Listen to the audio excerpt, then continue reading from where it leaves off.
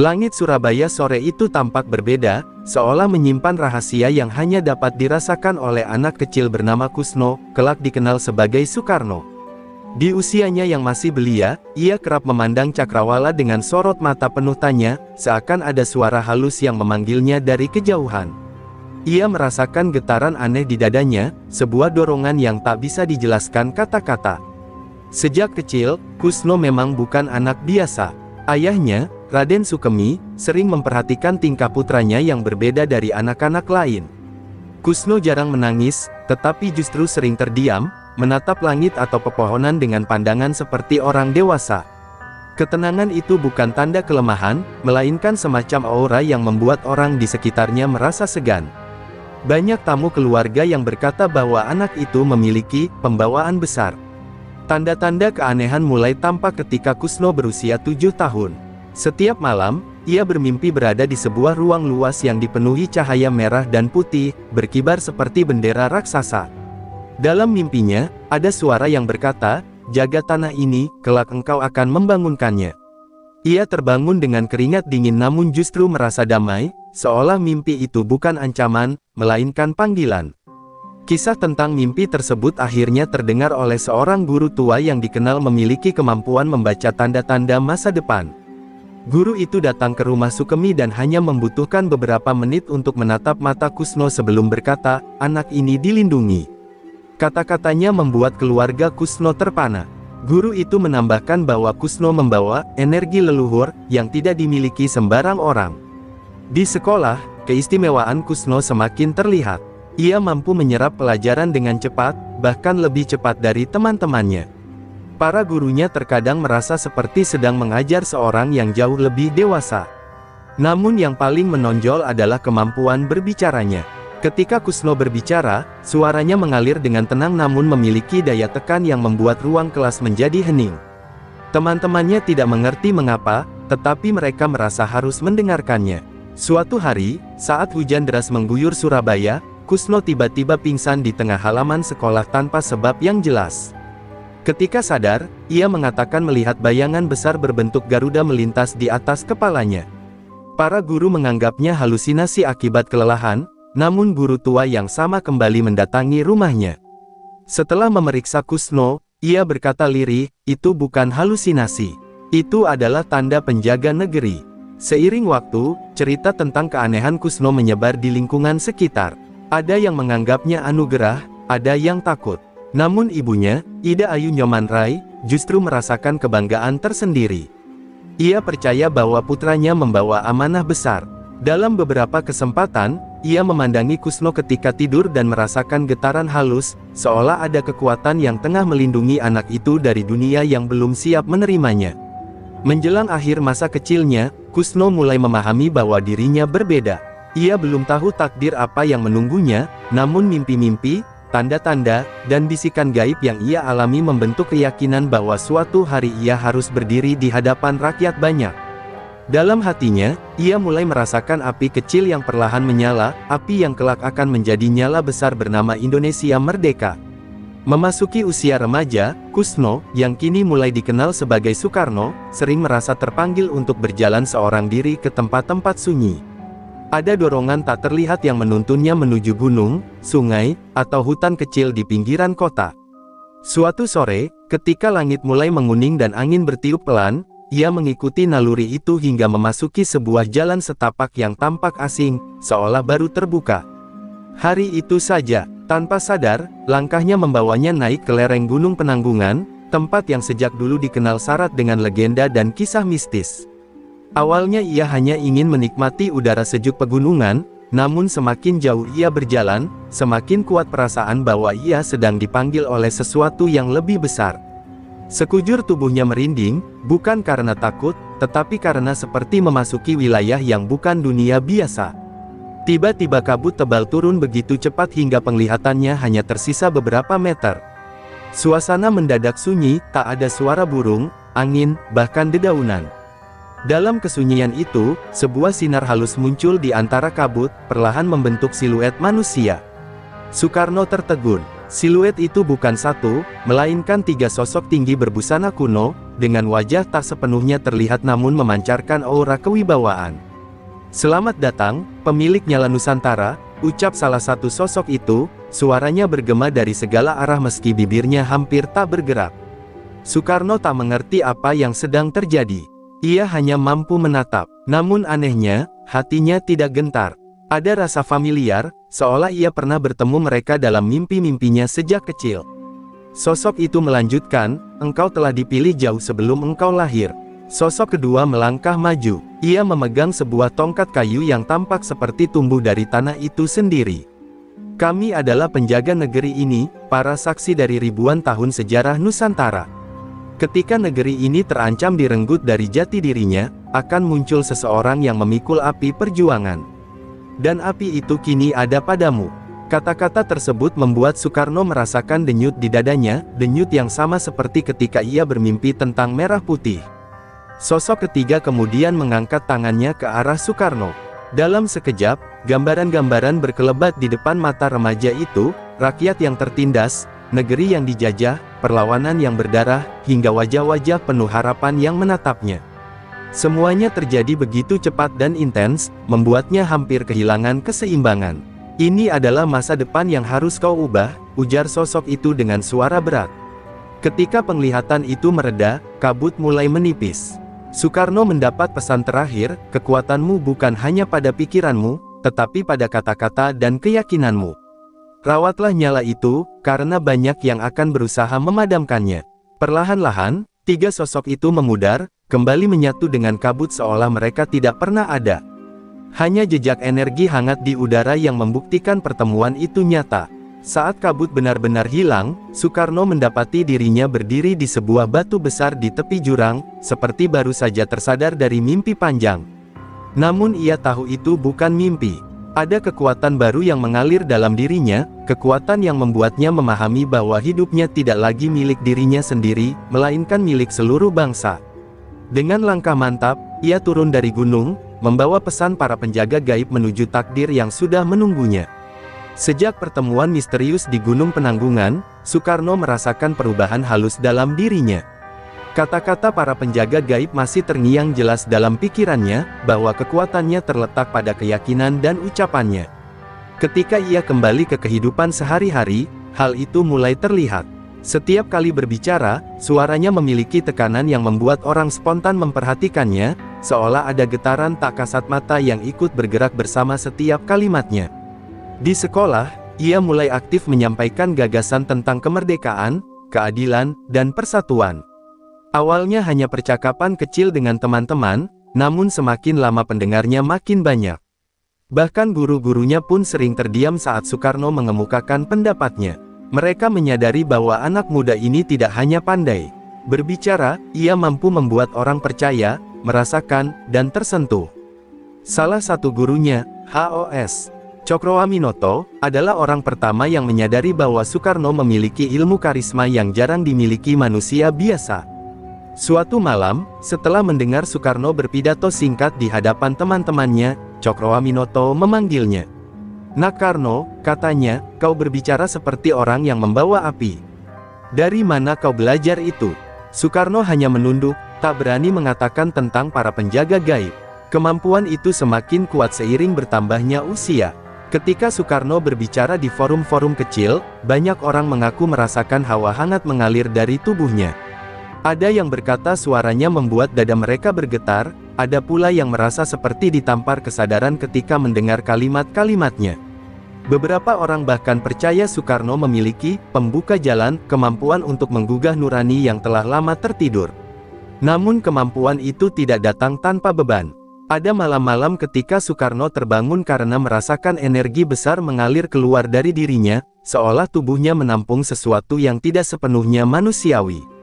Ia sering berdoa dan bermeditasi untuk menenangkan diri, mengingat pesan para penjaga gaib bahwa kekuatan itu harus dijaga agar tidak menguasai dirinya. Ia menyadari satu hal, kata-katanya bisa membangun, tapi juga bisa menghancurkan. Kekuatan pidatonya semakin teruji ketika ia mulai terlibat dalam pergerakan politik. Dalam rapat-rapat organisasi, setiap kali Soekarno berbicara, suasana ruangan berubah drastis. Orang yang sebelumnya ragu menjadi berani, mereka yang patah semangat kembali bangkit. Banyak tokoh pergerakan senior mengakui bahwa Soekarno memiliki kemampuan retorika yang tak dapat dijelaskan dengan teori apapun, seolah ada sesuatu yang membantunya dari balik tabir dunia. Kabar tentang pemuda karismatik itu pun menyebar. Ada yang kagum, ada yang iri, tetapi tidak sedikit pula yang takut. Para penjajah mulai memerhatikan namanya, belum sebagai ancaman besar, tetapi sebagai fenomena yang harus diawasi. Mereka melihat betapa cepatnya ia menarik massa, dan betapa kuat pengaruhnya. Namun setiap upaya untuk membungkamnya justru gagal, seperti ada kekuatan yang selalu menjaga dirinya dari bahaya. Bagi Soekarno sendiri, semua ini bukan tentang menjadi tokoh besar, melainkan tentang menjalankan panggilan yang ia rasakan sejak kecil. Setiap kali berdiri di depan orang banyak, ia teringat pada kabut, pada para penjaga gaib, dan pada pesan bahwa dirinya memikul api Nusantara. Dengan keyakinan itu, ia terus melangkah, tidak menyadari bahwa perjalanan menuju takdir besarnya baru saja dimulai. Seiring semakin kuatnya pengaruh Soekarno dalam pergerakan rakyat, kabar tentang karisma dan kekuatannya mulai menyebar jauh melampaui ruang-ruang rapat. Bukan hanya rakyat tertindas yang membicarakannya, tetapi juga para penjajah yang mulai menganggapnya sebagai ancaman. Di antara bisik-bisik para intel Belanda, muncullah desas-desus bahwa pemuda bernama Soekarno memiliki kekebalan misterius, bahkan peluru pun dikabarkan enggan menyentuhnya. Awalnya, kabar itu dianggap omong kosong. Namun ketika beberapa operasi rahasia untuk membungkam Soekarno selalu gagal dengan cara yang tidak masuk akal, keraguan hilang. Ada momen ketika seorang serdadu Belanda mengaku senjatanya tiba-tiba macet tepat ketika membidik Soekarno. Dalam operasi lain, penyerang gelap mendadak kehilangan kesadaran setelah mendekati rumah Soekarno, seolah dihantam kekuatan tak terlihat. Semua ini membuat pihak kolonial semakin penasaran, dan takut. Sementara itu, Soekarno sendiri merasakan keanehan yang mulai mengelilingi dirinya. Ada malam di mana ia merasa seperti dipantau dari balik kegelapan, namun ketika ia keluar, tidak ada siapapun. Kadang angin berhenti tiba-tiba ketika ia berjalan sendirian, meninggalkan keheningan yang hampir supernatural. Ia tahu bahwa para penjajah tidak hanya mengincar tubuhnya, tetapi juga kekuatan yang melindungi dirinya. Meski begitu, ia tidak pernah benar-benar merasa sendirian. Ada saat-saat ketika ia merasakan kehadiran lembut di sekitarnya, semacam energi yang sama dengan yang pernah ia temui saat berjumpa para penjaga gaib. Dalam banyak kesempatan bahaya, ia merasakan getaran hangat yang mengalir di tubuhnya, seperti pagar tak kasat mata yang melindungi. Itu mengingatkannya pada pesan, banyak yang akan berusaha memadamkan nyala itu. Ketika pergerakan politiknya makin berkembang, Soekarno tahu bahwa pengikutnya bukan hanya manusia biasa. Beberapa tokoh tua, yang dikenal memiliki ilmu tinggi, mulai mendekatinya. Mereka merasakan ada cahaya yang menempel pada diri Soekarno, cahaya kepemimpinan, tetapi juga kekuatan spiritual yang tidak bisa dijelaskan. Salah satu di antaranya pernah berkata, "Kau bukan hanya pemimpin, Nak Karno. Kau adalah titik pertemuan masa lalu dan masa depan." Namun di sisi lain, ada kelompok-kelompok yang melihat kekuatan Soekarno sebagai ancaman besar. Beberapa organisasi gelap yang berafiliasi dengan kekuatan asing mencoba mengirimkan orang-orang berilmu hitam untuk melemahkan Soekarno. Tapi setiap ritual yang mereka lakukan justru berbalik ke arah mereka sendiri. Salah seorang dukun bayaran bahkan mengaku melihat cahaya Garuda besar menatapnya dengan mata menyala sebelum ia jatuh sakit tanpa sebab. Soekarno mulai memahami bahwa perjuangannya bukan hanya di dunia nyata, tetapi juga di medan yang tak terlihat. Ia belajar menjaga ketenangan batin, memperkuat spiritualitasnya, dan terus memusatkan energi pada tujuan besarnya, membangkitkan bangsa. Ia tahu kekuatannya bukan untuk sombong, tetapi untuk melindungi rakyat. Namun ia juga sadar bahwa semakin kuat ia berdiri, semakin besar pula bahaya yang mengincar. Di tengah semua itu, Soekarno tetap melangkah maju. Setiap kali ia berbicara di depan rakyat, ia merasakan nyala dalam dirinya semakin terang. Semakin terang nyala itu, semakin besar pula bayangan ancaman yang mendekat. Tapi ia tidak gentar, sebab ia tahu bahwa kekuatan yang melingkupinya bukan hanya miliknya sendiri, melainkan warisan dari tanah Nusantara yang menjaganya sejak ia masih kecil. Dan perjalanan menuju takdirnya baru akan semakin memanas. Tekanan dari penjajah akhirnya mencapai puncaknya ketika Soekarno dianggap terlalu berbahaya untuk dibiarkan bebas. Bukan hanya karena pidatonya membakar semangat rakyat, tetapi karena serangkaian kegagalan aneh dalam upaya menyingkirkannya membuat pihak kolonial semakin yakin bahwa pemuda ini dilindungi kekuatan yang tidak mereka pahami. Maka keputusan pun dibuat, Soekarno harus diasingkan, dijauhkan dari rakyat, dijauhkan dari pengaruhnya, dan mereka harap dijauhkan dari kekuatan misterius yang menyertainya. Tujuan pertama adalah Ende, sebuah kota kecil di Flores yang tenang namun terpencil.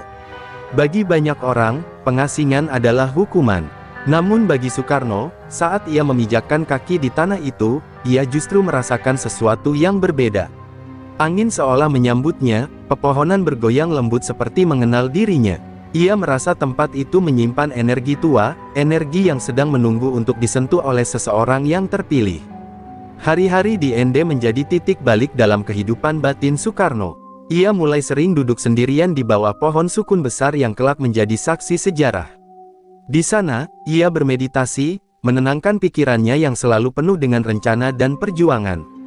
Dalam keheningan itu, ia merasakan aliran energi Nusantara meresap lebih dalam. Terkadang ia melihat bayangan para penjaga gaib muncul samar di antara sinar matahari. Sore, suatu malam, ketika bulan berada tepat di atas laut dan memantulkan cahaya perak yang tenang, Soekarno merasakan bisikan lembut yang sangat familiar. Itu adalah suara seperti yang ia dengar di Gunung Penanggungan. "Engkau tidak dibuang," bisikan itu berkata. "Engkau sedang ditempa." Tubuhnya terasa hangat, dan untuk sesaat ia melihat kilatan masa depan, kerumunan rakyat, kemerdekaan, darah, dan tawa kemenangan.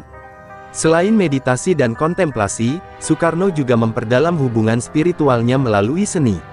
Ia menulis naskah drama, bahkan membentuk kelompok sandiwara kecil yang disukai warga Ende. Namun lebih dari sekadar hiburan, karya-karya itu menjadi wadah baginya untuk menyalurkan api yang ada dalam dirinya. Dalam setiap kalimat yang ia tulis, ada energi yang mengalir, energi yang makin hari makin terlatih dan terkendali. Terkadang, warga sekitar melihat kilasan aneh di sekitar tubuh Soekarno ketika ia merenung sendiri di tepian pantai, seperti cahaya redup yang mengitari tubuhnya, atau bayangan besar yang berdiri tepat di belakangnya. Mereka tidak berani banyak bicara, namun rumor itu menyebar perlahan. Bagi mereka, Soekarno bukan sekadar orang buangan. Ia adalah sosok yang memancarkan kehadiran yang lebih besar dari manusia umumnya. Namun penjajah belum puas. Setelah Ende, Soekarno dipindahkan ke Bengkulu. Mereka berharap perubahan lokasi akan melemahkan semangatnya. Tapi justru sebaliknya, di Bengkulu, Soekarno menemukan ketenangan baru. Ia semakin dalam menyelami spiritualitasnya, lebih sering bersemedi, dan lebih peka terhadap tanda-tanda yang muncul di sekelilingnya. Ia merasa seakan tanah Nusantara sendiri sedang berbicara kepadanya melalui angin, hujan, dan gemerisik daun. Ketika masa pengasingan itu berakhir, Soekarno bukan lagi pemuda yang sama. Ia kembali dengan mata yang lebih tajam, suara yang lebih kuat, dan keyakinan yang lebih kokoh. Pengasingan yang dimaksudkan untuk melemahkannya justru mengasahnya menjadi lebih sakti, baik secara mental, spiritual, maupun batin. Ia sadar satu hal, pertempuran besar akan segera dimulai, dan dirinya kini telah siap menghadapi apapun yang menanti di depan. Sepulang dari pengasingan dan kembali melibatkan diri dalam pergerakan nasional, Soekarno semakin sering berada di tengah-tengah para tokoh besar yang memperjuangkan kemerdekaan. Namun di balik diskusi politik dan strategi perjuangan, ia mulai menyadari bahwa banyak di antara tokoh-tokoh itu memiliki kemampuan batin yang tidak biasa. Nusantara memang terkenal dengan tradisi leluhur yang kaya, dan para pemimpinnya tidak hanya berjuang dengan pena dan kata-kata, tetapi juga dengan kekuatan spiritual yang diwariskan turun-temurun. Salah satu tokoh yang paling memengaruhi Soekarno adalah Ki Ageng Suryomentaram, seorang pemikir Jawa yang dikenal memiliki ketajaman batin luar biasa. Ketika Soekarno bertemu dengannya, percakapan mereka tidak hanya tentang politik, tetapi juga tentang jiwa manusia, ketenangan batin, dan bagaimana seorang pemimpin harus mampu menguasai dirinya sebelum menguasai rakyat. Ki Ageng pernah berkata, pemimpin besar bukan yang ditakuti, tetapi yang mampu menenteramkan semesta di dalam dadanya. Selain itu, Soekarno menjalin hubungan dekat dengan beberapa tokoh ulama yang dikenal memiliki kedalaman ilmu rohani. Salah satunya adalah Kiai Hashim Asy'ari. Dalam beberapa pertemuan, Soekarno merasakan kehadiran spiritual yang kuat dari sang Kiai. Ketika membahas perjuangan bangsa, aura di ruangan terasa berubah, seolah ada kekuatan mulia yang ikut mendengarkan. Dari para ulama ini, Soekarno belajar bahwa perjuangan bukan sekadar fisik, tetapi juga doa dan keteguhan hati. Ada pula tokoh nasionalis tua yang dikenal memiliki mata batin yang tajam. Tokoh itu pernah menatap Soekarno lama, kemudian berkata, "Nyala itu semakin besar. Kau harus berhati-hati, Bung. Semakin terang cahaya, semakin kuat bayangan yang mencoba menelannya." Kata-kata itu menggema lama di pikiran Soekarno. Ia tahu kekuatannya berkembang, tetapi ia juga merasakan ancaman gelap yang semakin dekat. Tidak hanya para tokoh terpelajar, beberapa pendekar dan ahli kebatinan dari berbagai daerah juga mendekati Soekarno. Mereka tidak datang untuk mencari popularitas, tetapi karena mereka merasakan getaran energi yang sama seperti yang terdapat pada para leluhur penjaga Nusantara. Salah seorang pendekar